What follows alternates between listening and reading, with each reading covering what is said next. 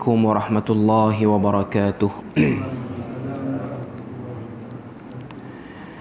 إن الحمد لله نحمده ونستعينه ونستهديه ونستغفره ونعوذ بالله من شرور أنفسنا ومن سيئات أعمالنا. من يهده الله فلا مضل له ومن يضلله فلا هادي له. أشهد أن لا إله إلا الله وحده لا شريك له وأشهد أن محمدا عبده ورسوله. يا أيها الذين آمنوا اتقوا الله وقولوا قولا سديدا يصلح لكم أعمالكم ويغفر لكم ذنوبكم ومن يطع الله ورسوله فقد فاز فوزا عظيما. الحمد لله الذي بنعمته تتم الصالحات. ربنا آتنا من لدنك رحمة وهيئ لنا من أمرنا رشدا. اللهم آت نفسي تقواها وزكيها وأنت خير من زكاها أنت وليها ومولاها. Alhamdulillah, syukur pada Allah Azza wa Jalla kerana dengan rahmat dan juga limpah kurnia yang Allah Ta'ala berikan dapat kita bersama pada malam ini. Dan insya-Allah sambungan kita dalam tafsir surah Hawamim, sambungan daripada surah Fussilat ayat yang keempat pada malam ni. Allah Azza wa Jalla sebut pada ayat yang keempat daripada surah Fussilat, A'udzu billahi minasyaitonir rajim. Basyiran wa nadhiran fa'arada aktsaruhum fahum la yasma'un. Maksudnya ayat yang keempat daripada surah Fussilat ni, Allah Ta'ala kata basyiran wa nadhira. Al-Quran itu membawa berita yang menggembirakan bagi orang-orang yang beriman dan membawa amaran bagi orang-orang yang ingkar. Dalam pada itu kebanyakan mereka berpaling ingkar, iaitu tidak mahu mengetahui dan memahaminya. Maka dengan sebab itu mereka tidak menerima dan tidak mematuhi. Okay. Jadi ini terjemahan kepada ayat yang keempat daripada surah Fussilat ni. Okay.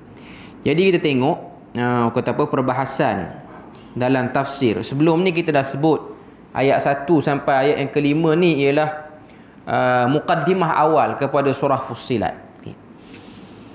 Maksud Fussilat ni ialah penerangan atau penjelasan. Dan dalam surah Fussilat ni adanya jawapan kepada kesamaran yang telah dilontarkan oleh musyrikin Mekah khususnya pada waktu itu, sehingga mereka telah menghantar utusan. Ini mengikut seperti mana yang disebut dalam asbab nuzul, sebab turunnya surah ini, iaitu musyrikin Mekah telah menghantar satu orang yang bernama Utbah bin Rabi'ah. Utbah bin Rabi'ah ni datang, tujuan dia lah untuk beri tawaran pada Nabi. Beri tawaran berupa harta ataupun pangkat ataupun perempuan jika Nabi mahukan. Yang mana tawaran-tawaran itu tujuan dia lah untuk suruh Nabi ni berhenti daripada melakukan kerja dakwah dan juga kerja islah kepada penduduk Mekah khususnya dan kepada seluruh manusia umumnya. Jadi bila mana Utbah bin Rabi'ah, dia datang dengan prasangka dia. Maknanya dia datang dengan sifat marah dia yang dia dah lama tahan. Sebab dia ni antara orang yang keras permusuhan dia dengan Nabi.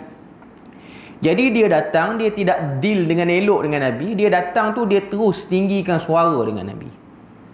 Maknanya dia tinggikan suara tu marah pada Nabi tentang apa yang dah Nabi buat. Iaitu Nabi telah menjelaskan berhala-berhala yang dijadikan sebagai sembahan itu, berhala-berhala itulah sembahan yang sia-sia, tidak memberi apa-apa manfaat.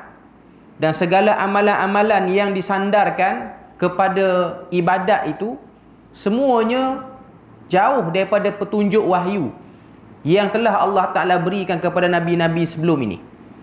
Dan Nabi telah menyebutkan tentang di mana tak betul dan tak kenanya amal ibadat yang dilakukan oleh musyrikin Mekah pada waktu itu. Jadi dengan sebab tebalnya amalan yang dah lama dilakukan itu, dah lebih pada 400 tahun amalan itu diamalkan, bukan satu benda mudah untuk mereka buang. Tambah pula sepanjang mereka menyembah berhala itu, tidaklah berlaku pengurangan yang banyak pada diri mereka ataupun masyarakat Arab jahiliah khususnya. Maknanya mereka tidak mengalami kerugian yang teruk dalam perniagaan. Mereka pun masih lagi boleh sembuh walaupun menyembah berhala dan berdoa kepadanya. Mereka masih boleh lagi melakukan kehidupan macam orang biasa. Dan mereka tidak melihat apa relevan dan logiknya tinggalkan sembahan ini. Sedangkan dari segi pola kehidupan tu tak ada perubahan sangat. Okay. Jadi itu antara kesamaran yang berlaku kepada musyrikin Mekah. Sehingga dihantar Utbah bin Rabi'ah ni untuk pergi deal dengan Nabi. Takut-takutlah Nabi ni saja-saja je buat kerja ni. Nabi ni saja je buat tuduhan kata sembahan berhala ni tak betul. Takut-takutlah Nabi ni nak lebih, iaitu nak kedudukan ke, nak harta ke, tergilakan mana-mana perempuan daripada kabilah tertentu ke. Jadi itu antara benda yang ada dalam kefahaman musyrikin Mekah. Jadi Utbah bin Rabi'ah pun pergi, dia sebut benda tu. Ringkas ceritanya, Nabi pun bacakan pada dia beberapa ayat daripada surah Fussilat. Ada riwayat mengatakan ayat 1 sampai ayat 13. Ini riwayat daripada Ibnu Hisham. Riwayat yang dibawa oleh Al-Imam As-Suyuti dalam kitab dia Lubabin Nuqul fi Asbabin Nuzul, dibacakan kepada Utbah bin Rabi'ah itu daripada ayat pertama sampailah kepada ayat yang ke-25. Bila mana sampai ayat yang 25, dia tak tahan, dia tutup telinga dia, Nabi baca lagi, sambung lagi ayat yang ke-26. Sebab tu kalau kita tengok pada ayat yang ke-26 surah Fussilat ni, Allah Ta'ala sebut waqala alladhina kafaru, dan telah berkata orang kafir, la tasma'u li hadzal Quran. Sekalian manusia yang ada, jangan dengar Quran ini. Kalau dengar orang baca Quran, walghaw fihi la'allakum taghlibun. Kamu buat bisinglah supaya kamu ni tak tergoda, tidak terkena kesan daripada Quran itu. Ini ialah perangai ataupun sikap golongan yang menentang Quran yang berlaku pada zaman Nabi. Okay. Jadi itu dua pandangan yang disebutkan oleh para ulama tentang sebab turunnya surah ini. Okay. Cuma fokus ni nak jawab tentang sembahan yang salah tidak merugikan dan tidak mengganggu keadaan kehidupan mereka. Adakah salah kita sembah benda yang tak berubah apa benda pun? Hidup elok, makan elok, bencana alam pun tak berlaku kan kami sembah berhala ni. Okay. Adakah salah benda itu? Adakah benda tu tak dibenarkan? Jadi turunlah ayat-ayat dalam surah Fussilat ni untuk jelaskan benda tu. Sebab tu namanya surah Fussilat. Okay. Jadi pada ayat yang keempat yang dah kita bacakan tadi, Allah Ta'ala sebut basyiran wa nadhira, iaitu Al-Quran ini mengandungi berita gembira dan juga mengandungi amaran. Fa'arada aktsaruhum, tapi sayangnya ramai berpaling daripada berita-berita Quran ni. Fahum la yasma'un, mereka berpaling tu dalam keadaan macam mereka tak pernah dengar dan tidak menunjukkan minat untuk dengar benda tu. Okay. Ayat yang keempat ni Allah Ta'ala cerita tentang dua sifat Quran, iaitu sifat Quran yang jelas pada ayat yang keempat ni ialah basyir. Dalam Quran itu mengandungi berita gembira bagi orang yang nak ikut Quran, dan juga nadhir, iaitu amaran untuk menambahkan keimanan bagi orang yang dah beriman dan menimbulkan rasa takut kepada orang beriman, dan memberi sentuhan awal bagi orang yang belum beriman lagi untuk dia orang tu ada rasa takut ataupun rasa nak fikir. Yang mana kalau kita tengok sebelum daripada ni Allah Ta'ala dah sebut pada ayat yang ketiga. Ayat yang ketiga dalam surah Fussilat kalau kita tengok, apa dia? Allah Ta'ala kata kitabun fussilat ayatuhu, kitab yang kami terangkan ayat-ayatnya, Qur'anan, dan ayat-ayat itu untuk faham penerangan dia kamu kena baca, Arabiyan, dan kamu kena tahu bahasa Arab, liqaumin ya'lamun, hanya untuk orang yang mahu tahu. Okey, jadi ayat yang kedua dan ketiga ni dia berkait lah. Ayat ketiga dan keempat ni dia berkait. Sebab Allah Ta'ala nak terang tentang fungsi Quran dan macam mana nak jadikan Quran tu berfungsi pada orang yang nak ambil manfaat pada Quran. Pertama, Allah Ta'ala sebut pada ayat ketiga, ia sebuah kitab, maknanya kitab suci. Yang kedua, Tuhan sebut fussilat ayatuhu, ayatnya pun kami jelaskan. Jelaskan maksudnya apa? Ayat Quran ni mudah untuk difahami. Pada tempat lain dalam Quran, Allah Ta'ala sebut walaqad yassarnal qur'ana lidzikri fahal min muddakir.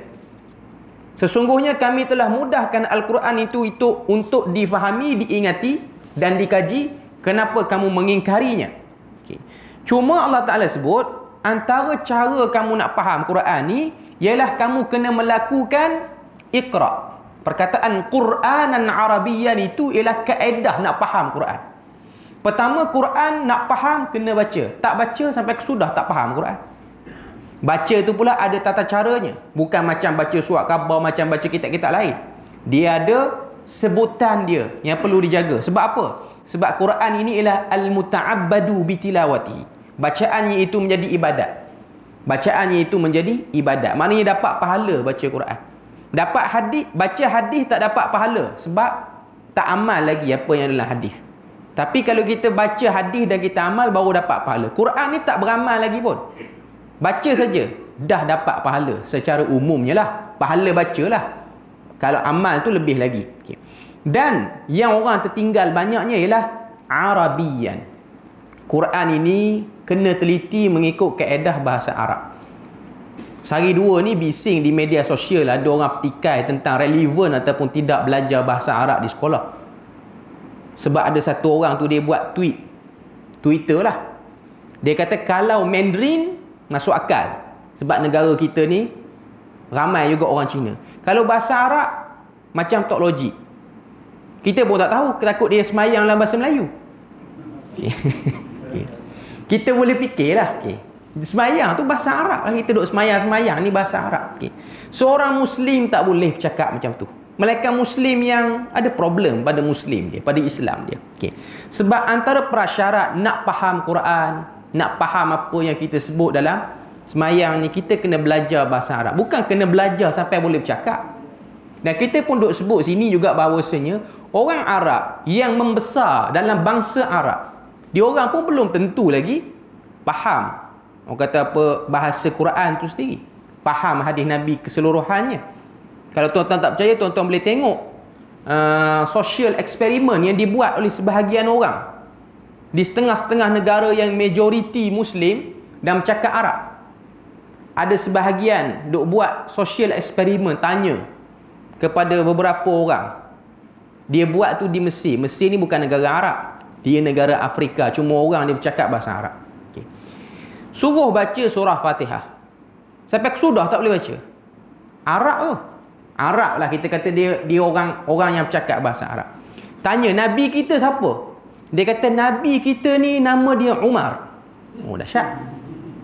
Dia jawab tu, dia kata Umar, Mustafa, tu kawan-kawan dia ya yang dia sebut tu. Saya nak kata apa? Bangsa Arab pun kalau dia tak peduli, dia tak dapat manfaat pada Quran. Sebab tu orang kita dia buat sifir mudah. Orang Arab takkan tak faham Quran. Ramai orang Arab tak faham Quran.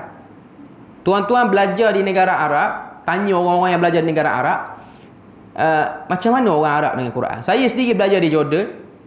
Kita tengok pemuda-pemuda Arab dengan Quran, dia orang baca Quran tunggal langgang. Dia orang baca Quran macam baca surat khabar. Tak ada tajwid, tak ada apa, sebut ikut dan. Baris terang-terang pun dia boleh tukar baris. Sebab Quran ni dia perlukan penelitian. Tak dapat dinafikan. Dari segi ilmu bacaan Quran ni, kita orang Asia lebih mengungguli pada orang Arab. Benda tu memang diakui.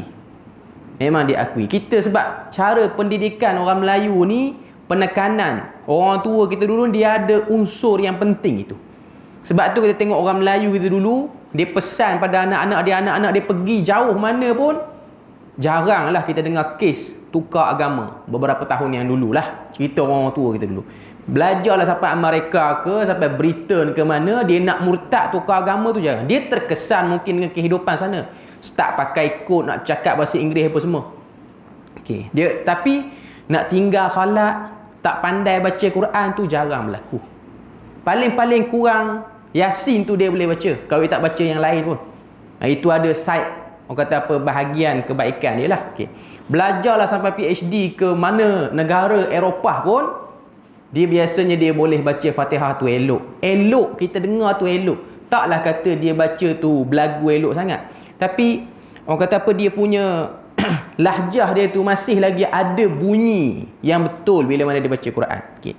Nak katanya itu ialah prasyarat nak baca ataupun nak faham Quran. Ayat keempat, Tuhan kata dalam Quran ni ada berita gembira. Berita gembira ni seronok. Kita baca ayat-ayat tentang syurga. Ayat-ayat tentang syurga ni seronok sebab Tuhan detailkan apa ada dalam syurga. Sebab tu kalau tengok Nabi hari Jumaat tertentu, Nabi kalau jadi imam salat subuh, Nabi akan baca 2 surah yang agak panjang, iaitu surah Sajdah dan juga surah Al-Insan. 2 surah ni Nabi baca. Dan Nabi baca rakaat pertama surah Sajdah sekali dengan sujud Sajdah.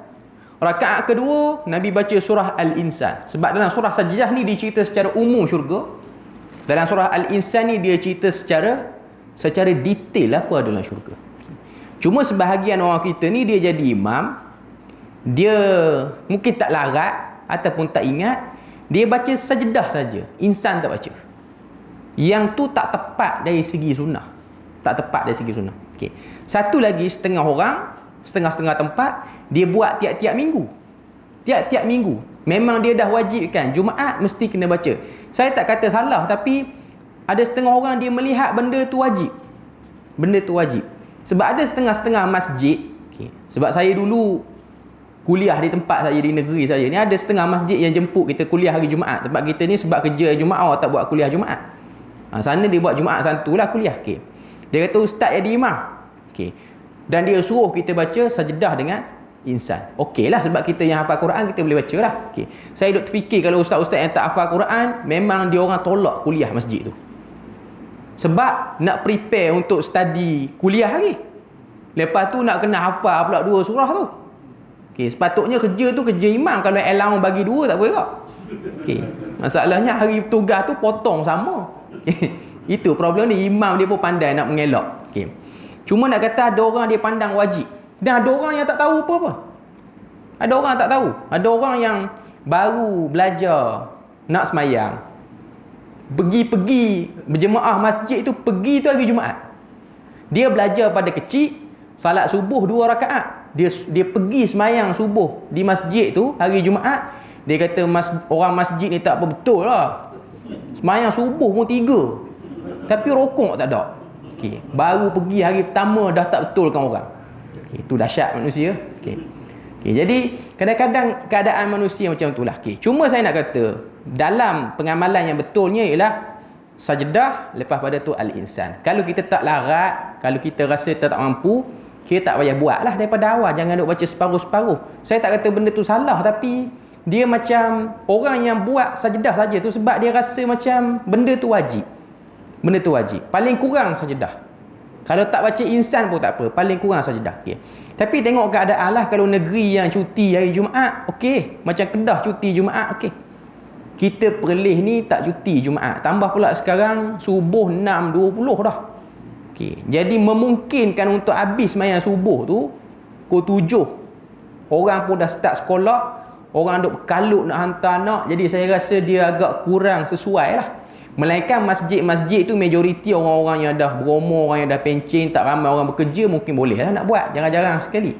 Tapi kena maklum lah. Okay, kena maklum. Hatta di Masjidil Haram kalau tuan-tuan pergi, dia tak buat tiap-tiap minggu juga. Dia tak buat tiap-tiap minggu. Okay. Cuma saya nak kata antara sebab Nabi suruh baca, sebab Nabi nak fokuskan pada nikmat syurga. Awal pagi ni, hari Jumaat ni, dengar tentang syurga. Dengar tentang syurga, baca surah Al-Insan. Dalam surah Al-Insan tu banyak Tuhan cerita tentang syurga. Antara yang Tuhan sebut dalam syurga ni ialah sifat bidadari.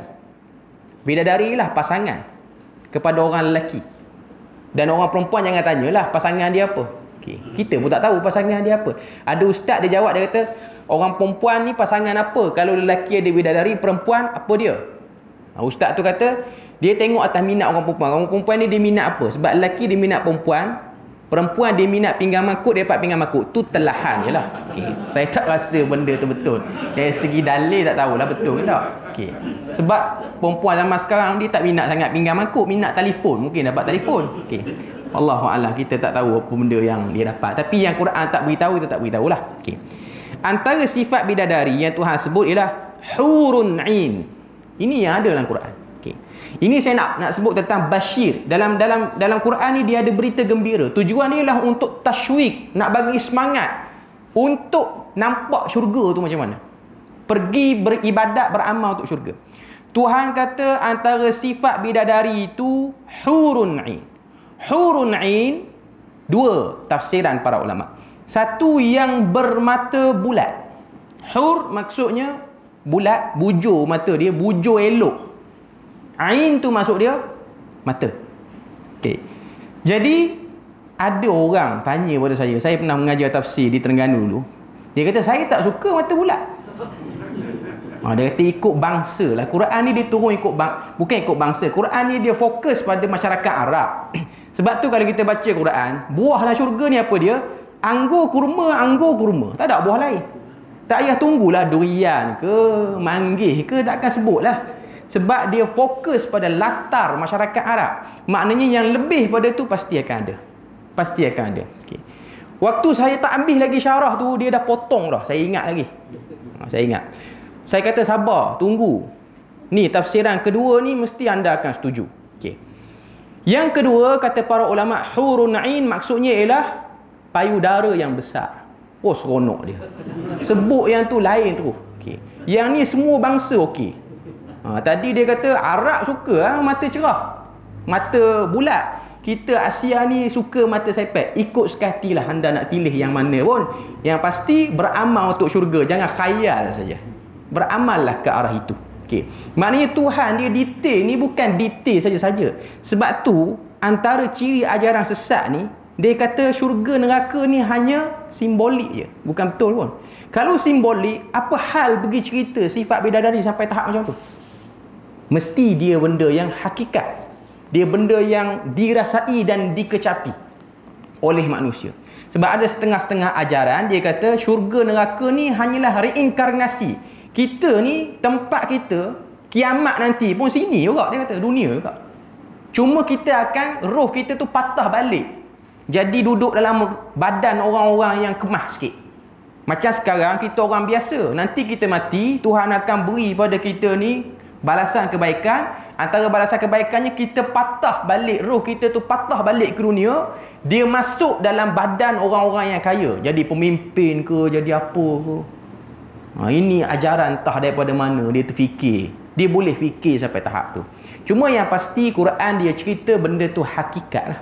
Benda tu bersifat hakikat. Okay. Kemudian ayat yang seterusnya, ayat yang kelima. Kita tengok apa yang disebut pada ayat yang kelima. Allah Azza wa Jalla sebut pada ayat yang kelima. Ayat yang kelima, وَقَالُوا قُلُوبُنَا فِي أَكِنَّةٍ مِّمَّا تَدْعُونَا إِلَيْهِ وَفِي آذَانِنَا وَقْرٌ وَمِن بَيْنِنَا وَبَيْنِكَ حِجَابٌ فَاعْمَلْ إِنَّنَا عَامِلُونَ. Ayat kelima ini disebut sebagai syikayah. Syikayah ni maksudnya ialah Allah Ta'ala merungut tentang sikap sebahagian manusia yang degil. Allah Azza wa Jalla menceritakan apakah alasan orang yang tak beriman dan tak mahu beri perhatian pada dakwah ni. Sebab ayat keempat Tuhan kata apa? Basyiran wa nadhira. Quran ni ada berita gembira, berita yang amaran, yang tak berapa sedap dia dengar. Cuma majoriti manusia ni fa'arada aktsaruhum. Kebanyakan mereka berpaling. Cerita sedap pun tak nak dengar, cerita tak sedap pun tak nak dengar. Sebab datang pada Quran. Dan berpalingnya diorang ni punya dahsyat, la yasma'un. Tak nak dengar, memang tak berminat langsung terhadap Quran ini. Tuhan pun cerita, apa sebab? Apa sebab jadi macam tu? Okey. Wa qalu, dan mereka berkata, qulubuna fi akinnah. Hati kami dalam tutupan yang berlapis-lapis yang telah menghalang kami, mimma tad'una ilaih, daripada memahami apa yang engkau serukan kepada kami. Wa fi adhanina waqrun, dan pada telinga kami ni pula ada sumbatan-sumbatan yang menyebabkan kami tak dapat dengar, serta di antara kami denganmu ada sekatan yang memisahkan fahaman kami fahaman kamu. Wa min bainina wa bainik hijabun fa'mal innana 'amilun. Oleh itu beramallah engkau untuk agamamu, sesungguhnya kami juga tetap beramal untuk mempertahankan kepercayaan kami. Ini dialog orang yang tolak Quran zaman Nabi, zaman sekarang dan zaman akan datang. Sama saja. Cuma beza bahasa dan bangsa. Yang lawan itu kalau bangsa Arab, dia cakap bahasa Arab lah. Yang lawan ni kalau Melayu, dia cakap bahasa Melayu lah.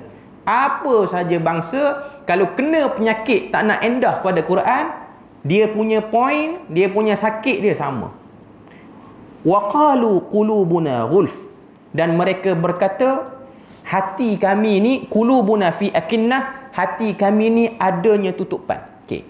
Kalau orang yang belajar bahasa Arab, dia akan tengok wa qalu, dan mereka telah berkata.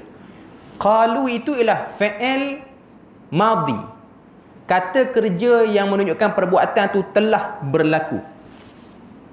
Apa sebab kata kerja ni dia letak dalam bentuk perbuatan yang dah berlaku?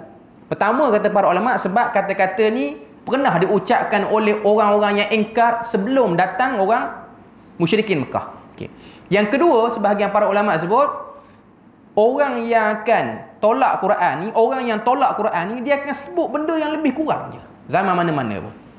Tetap dia akan petikai tentang Quran ni, biasanya hujah dia orang sama sahaja di mana-mana. Okay. Sebab tu kau tengok berdebat dengan agama-agama tertentu, ajaran-ajaran tertentu, kepala-kepala ajaran sesat ni, last kali dia orang kata kami beriman dengan apa yang kami pegang, kamu beriman dengan apa yang kamu pegang. Itu saja. Kami tak nak dengar dah hujah apa-apa. Biasanya macam tu. Okay. Cuma Quran dia detailkan lagi, dia kata qulubuna fi akinnah. Pada hati kami ni ada tutupan yang sangat tebal dan berlapis-lapis. Maknanya nak pecahkan tutupan itu sangat-sangat sukar. Sebab apa? Sebab dia sendiri yang tak mahu buat apa-apa pada hati dia. Manusia ni dia diberi kuasa pilih oleh Tuhan untuk dengar dan tak nak dengar satu-satu benda. Dia nak dengar benda elok, dia tak nak dengar benda elok, dia boleh pilih. Okay. Cuma kuasa pilih itu tinggal pada kecenderungan orang tu. Dia nak ataupun dia tak nak. Kalau dia nak, dia akan dapat. Kalau dia tak nak, dia tak akan dapat. Okay. Dan dalam ayat ni Tuhan sebut wa min bainina wa bainika hijabun. Di antara kami denganmu ada sekatan yang memisahkan. Ada sekatan yang memisahkan. Okay. Sebab tu kau tengok orang kalau dia tetap dengan benda tu, dia tetap. Dia memang tak nak berubah, dia akan kena penyakit tu. Dia akan bawa benda yang sama. Tak kira lah dia tu dah jumpa orang mana-mana pun, kalau dia kata dia nak buat, dia buat. Contoh tuan-tuan tengok yang terdekat ni, Raja Bomoh Teluk Intan Perak tu, yang baru buat ritual di Jabatan Saliran mana tadi, Teluk Intan lah. Dulu dia seorang, sekarang dia bawa geng. Geng dia tu Puteri Mayang Sari mana tak tahulah. Okay. Tudung pun tak pakai.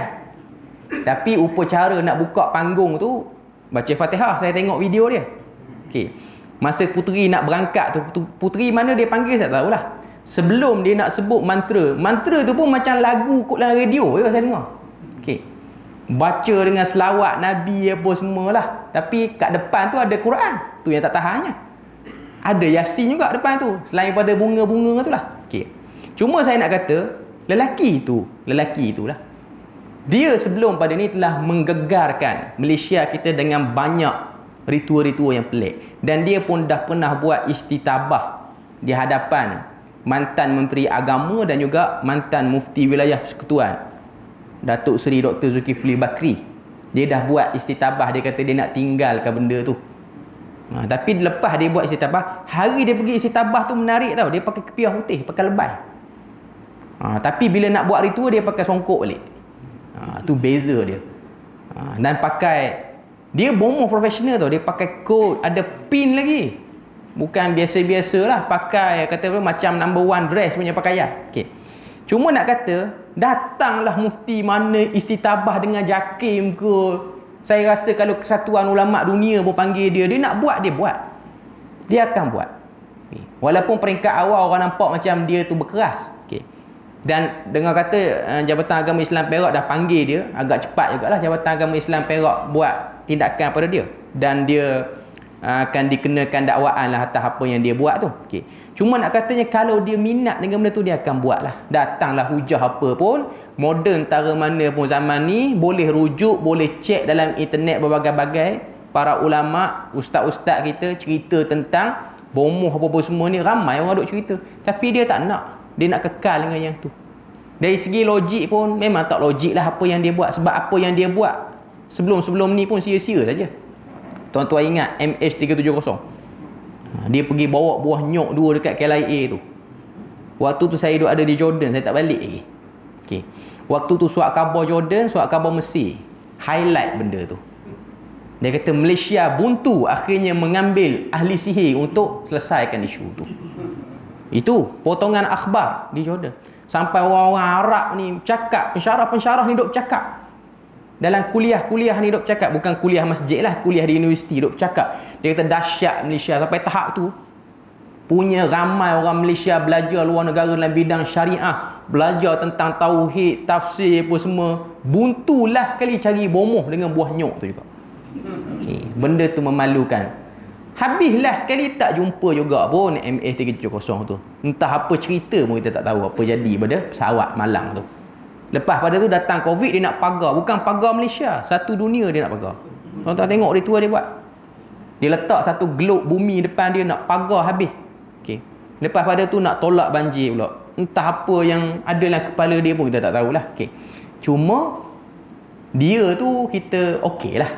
Dah dia memang macam tu. Yang sokong dan yang ikut dia. Dia mengaku dia ada pengikut yang ramai. Dan dia memang ada pengaruh pun hakikatnya. Okay.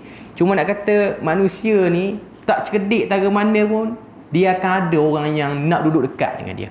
Sebab itulah pepatah Arab sebut likulli saqit laqit. Setiap benda yang gugur pasti akan ada orang yang kutip. Buruk tara mana pun. Perumpamaan. Maknanya buah tu buruk. Dah ada ulat pun, jatuh pada mana-mana pokok, orang kutip juga. Pasti akan ada orang kutip. Dia bercakap tak ketahuan hala dah pun, dengar pun tak cerdik. Ada juga orang percaya. Ada orang percaya. Percaya satu hal, sanggup mendanai orang seperti ini. Itu dahsyat lah. Okay. Cuma nak katanya manusia kalau dia dah tutup, dia akan tutup lah. Okay. Moden tara mana pun zaman, hebat tara mana pun zaman tu, boleh akses ilmu dengan macam-macam cara. Kalau dia pilih untuk tak mahu tahu, dia tak akan tahu. Sebab tu kita akan tengok zaman moden, zaman sekarang, orang jahil tentang agama pun ramai. Orang bercakap tentang agama, benda-benda yang tak cerdik pun ramai. Walaupun carian-carian fakta-fakta agama ni meluas. Tuan-tuan tengok dalam internet, nak buka fatwa negeri mana, kebangsaan, himpunan soalan-soalan, boleh akses. Tapi orang tak buka yang tu. Orang tetap nak buka video yang mengarut. Orang tetap nak cari petua-petua yang pelik-pelik. Sebab memang minat dia ke arah itu. Minat dia ke arah itu. Ni berkait dengan ayat ketiga Tuhan kata liqaumin ya'lamun. Bagi kaum yang nak faham Quran, dia akan ubah cara dia nak dapat satu fakta. Tapi kaum yang tak nak faham, dia akan stay dengan gaya lama. Dia akan cari benda-benda yang dia rasa hebat, benda-benda yang dia rasa pelik dan macam-macam lah. Sebab tu baru ni saya ada kelas online dengan satu syarikat oil and gas di Terengganu. Dia tanya soalan, ni orang-orang profesional. Antara bidang dia orang ni, dia orang kaji tentang apa yang ada bawah laut apa semua dah. Okay. Dia tanya soalan pada saya tentang isu satu orang ustaz yang terkenal cerita bahawasanya dunia kita ni dikawal cuacanya oleh satu sistem. Nama dia HAARP, HAAARP. Yang kata sistem ni dikawal di satu tempat lah. Okay. Dan ustaz tu telah disanggah oleh satu orang pakar dalam bidang tu. Rapat pakar tu sanggah sampai nak buat pertemuan supaya betulkan balik benda tu. Okay. Tiba-tiba ustaz tu kata sebenarnya kita boleh pilih nak berbeza pandangan. Macam tu dia lari. Punya kata apa, dalam kuliah tu dia dengan whiteboard ni macam-macam lah, tulis macam-macam black hole apa sekian lah, dengan teori-teori sekian. Okay. Saya memang tak berapa, orang kata apa, tak berapa ikut sangat lah apa yang ustaz tu sebut, sebab memang daripada awal lagi kemunculan dia tu pun dia suka bercakap benda-benda yang surface ni maksudnya tak tahu dia nak sandar ke mana. Antara benda yang menaikkan nama dia lah, dia bahas Atroman tu ada 12 berkait dengan akidah Syiah Iman 12, yang tu paling dahsyat lah. Tuan-tuan tahu kan siapa kan? Belah-belah utara ni kat pun. Okay. Cuma nak kata ni nama dia naik kerana tu. Dia seorang pendidik, penjawat awam lah kiranya. Saya tak tahu, saya tak nak berurusan apa-apa pun dengan dia. Okay. Cuma saya nak kata orang-orang dari bidang yang lain ni dia perasan. Okay. Satu benda tuan-tuan kena tahu. Ustaz-ustaz, dia orang ni ada sikap selesa. Berkuliah dengan selesa. Okay. Sebab dia orang akan rasa kalau dia orang kuliah, tak ada orang nak sanggah fakta dia. Okay. Itu ialah corak kuliah pada zaman 80-an, 90-an ataupun sebelum ada tu lagi. Sebab kebanyakan orang-orang yang jadi ustaz tu kuliah dia tak dirakam, dan kebanyakan mereka pun kata pun memenuhi jabatan-jabatan agama apa semua ni pun atas sebab memang kekosongan yang dah ada. Dia orang pun bukan daripada kalangan orang yang belajar agama kata apa top 10 sangat. Sebab dulu kalau tengok corak orang kita ni, orang yang belajar agama ni lah orang yang tak boleh pergi mana-mana bidang lah. Biasanya dulu orang belajar agama ni lah orang yang sekolah biasa tak cerdik. Last sekali dia akan pergi kat aliran tu. Dululah, sekarang dah lain dah. Okay. Maknanya dia tak boleh buat apa dah. Belajar sains tulen pun tak berapa cerdik. Belajar math 1 tambah 2 pun dekat setengah jam fikir, tak boleh beri jawapan lagi. Belajar agama lah. Sebab dilihat sebagai itu ialah tempat paling terakhir lah. Sebab ada pemikiran sebahagian mak ayah orang-orang dulu ni, sambil-sambil belajar tu walaupun tak cerdik, takut-takut kena ayat Quran, kena hadis Nabi tu jadi cerdik sikit. Takut tok guru yang mengajar ataupun ustaz-ustaz yang mengajar. Jadi menyebabkan 5 tahun, 10 tahun lepas pada tu dia orang belajar dan dia orang dapat CJ apa semua. CJ dia orang confirm lah tak berapa tinggi sangat, dan akhirnya dia orang pun duduk dalam masyarakat. Dan dia orang pun mengajar, mengisi kuliah-kuliah. Untuk corak-corak yang zaman dulu macam tu lah. Okay. Sekarang ni dah berbeza lah, maknanya ada kesedaran yang agak tinggi. Cuma sikap kuliah zaman dulu ni dia kuliah. Tak ada orang sanggah. Sebab dia rasa orang-orang yang duduk depan ni adalah orang-orang kebanyakan, orang kampung yang hanya menelan bulat-bulat semata-mata apa yang dia sebut. Tak akan balik tapih dah maklumat tu. Beza zaman sekarang bila mana kuliah telah di live-kan melalui media sosial. Yang mengikuti tu kalangan daripada profesional. Lepas pula ada orang yang pandai cut video ni disebar ke situ ke sini. Dan tempat-tempat orang profesional pun dah mulai panggil ustaz-ustaz untuk berkuliah. Saya ada satu tempat waktu sebelum saya pindah ke Perlis ni, ada satu surau, dia surau taman, tapi taman yang agak kata apa high class lah. Yang duduk dalam tu majoriti orang-orang yang kenamaan. Nak masuk taman dia pun, nak pergi kuliah surau dia pun kena ada kad khusus. Kita tak boleh masuk sewenang-wenangnya. Okey. Surau dia tu pengurusan yang cemerlang lah, dengan duitnya, pengurusi pun prof emeritus apa semua lah. Okay. Dia memang sangat memilih ustaz lah. Pilih sangat-sangat. Dan dia orang memang, orang kata benda dia nilai setiap ustaz tu. Di ujung akhir tahun dia akan bagi borang kaji selidik kepada semua ahli jemaah masjid. Dan nama-nama ustaz yang mengajar di masjid tu sepanjang setahun kuliah ni macam mana ustaz ni. Maknanya orang akan nilai satu-satu, dan dia orang akan terminate cepat-cepat kalau ustaz tu dah mulai tidak ada, orang kata apa, tidak ada fakta yang dia orang bukan nak pandai bercakap sangat, tapi nak ada fakta sandaran. Maknanya dia dah ada kesedaran. Maknanya dia bercakap, orang tu dia bercakap dia kena study lah, dalam erti kata mudahnya. Tak boleh datang tak ketahuan hala, tak boleh. Okay. Cuma nak kata itu audience yang akan datang. Maknanya orang yang mendengar tu ialah dari kalangan orang-orang yang terpelajar. Maknanya sekarang orang dah berani sanggah apa yang ustaz sebut. Jadi benda-benda macam ni dia akan mengundang ketidakpuasan hati kalau orang yang kekal dengan style lama. Jadi beberapa orang pegawai tu dia tanya saja, boleh atau tidak ustaz bercakap pada bidang yang dia tak tahu? Jawapannya tak boleh. Bukan ustaz je, mana-mana orang pun. Mana-mana orang atas dunia ni, kalau bukan bidang dia jangan duk cakap. Sebab benda tu bahaya. Sebab tu ada pepatah Arab sebut, man takallama fi ghairi fannihi ata bil ajaib. Siapa-siapa yang bercakap pada benda yang dia tak tahu, maka dia akan bawa keajaiban yang macam-macam. Sebab tu tuan-tuan tengok, orang-orang yang tak reti baca kitab Jawi, dia akan baca kitab Jawi dalam keadaan yang tunggal langgang. Jawi lama dengan Jawi baru lain. Dulu, saya pernah, orang kata apa, dengar satu orang, ustaz ni dah terkenal, tapi dia bukan masuk TV apa semualah, terkenal di daerah tu. Dia baca kitab dalam Sahih Bukhari. Dia ambil petikan hadis tu daripada Sahih Bukhari. Petikan syarah daripada kitab Fathul Bari. Okay. Kitab Fathul Bari tu syarah Sahih Bukhari. Dia baca.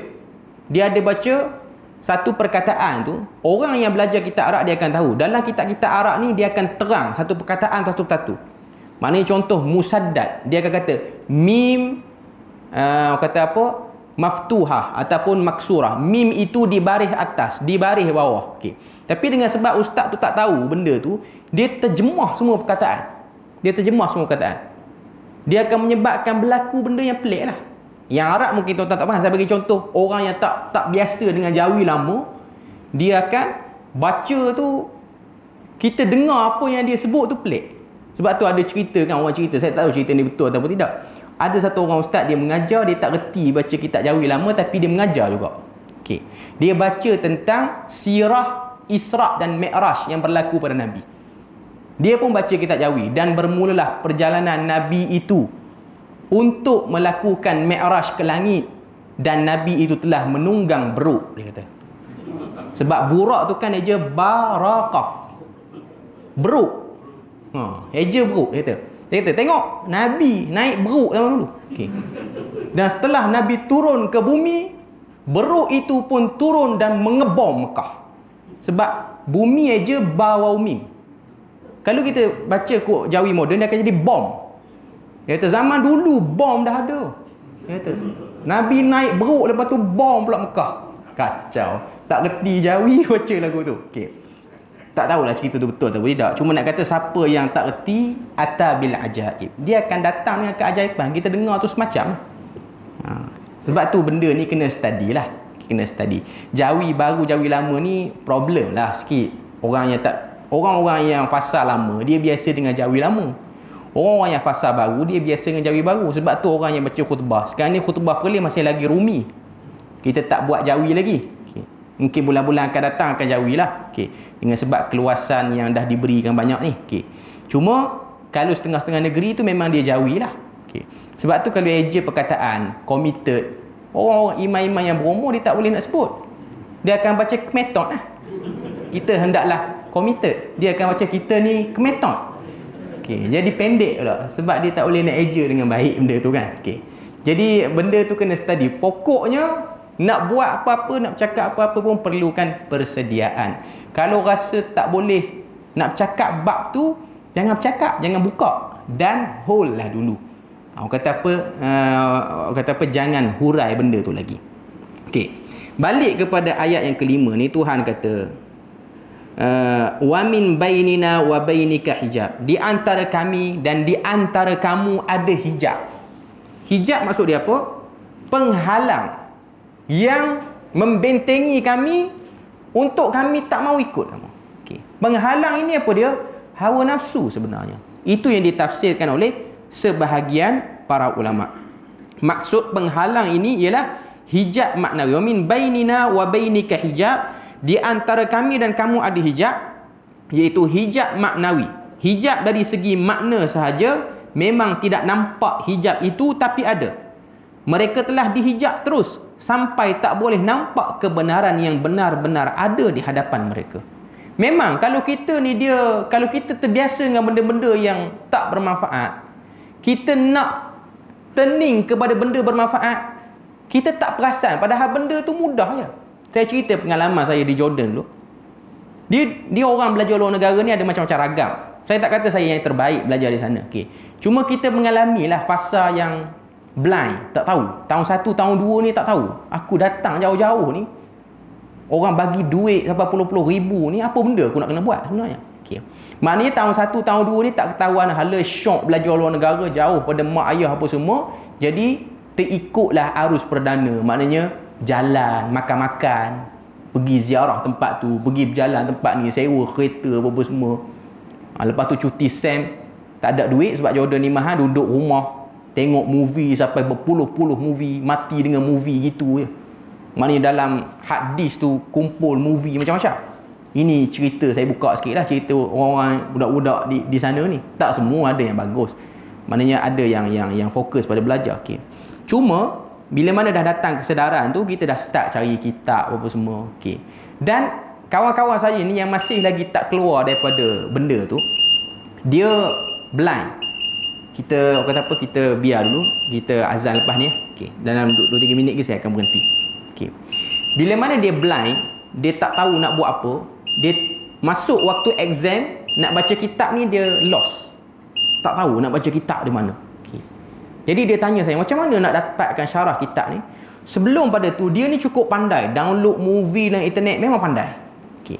Saya pun kata kitab-kitab Arab ni dalam internet banyak, memang boleh cari pun. Syarah dia merata. Bahkan kalau orang buka YouTube, setengah-setengah kitab Arab ni dia ada orang baca, orang tolong baca, rakaman bacaan orang, kita dengar je. Supaya kita boleh baca dengan betul. Okay. Nak kata apa? Internet yang sama, application yang sama, dia tak nampak. Saya nak cerita ni bagaimana kalau dah ada hijab, dia akan jadi macam tu. Dia pun baru terfikir. Saya kata search je lah. Hadis sahih apa-apa semua ni search. Cuma kita pilih lah. Yang sahih, yang tak sahih tu kita pilih. Jangan kita hentam, kita copy paste saja. Cuma nak katanya ada orang dia tak perasan benda tu. Tapi kalau dia download benda-benda yang mengarut tu, dia laju. Dia pandai. Okay.